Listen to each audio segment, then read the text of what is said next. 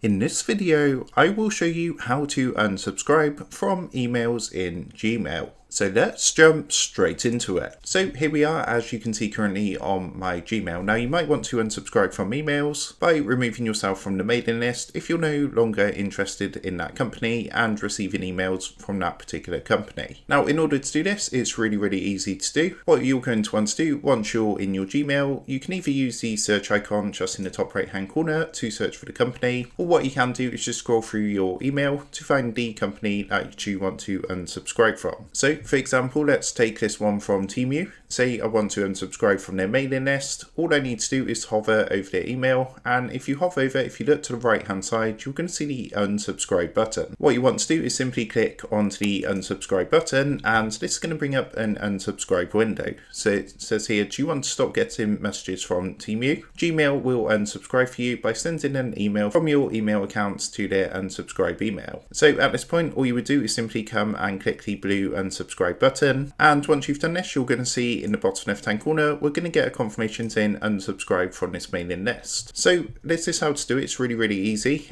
For example, we got another one here for MailerLite, and you can see if we hover over this one, we're going to get the unsubscribe button. So to unsubscribe, again, all you would do is click onto the unsubscribe button, and on the pop-up, you just want to go ahead and click the unsubscribe button. So that's how to unsubscribe from emails on Gmail. With that being said, I hope this tutorial did help you out today. And if this did help you out, I would really appreciate it if you was to consider dropping down below the video, leaving a like, and also subscribing to the channel. With that being said, I just want to take a minute to thank you guys for watching this quick tutorial, and I will see you in the next video.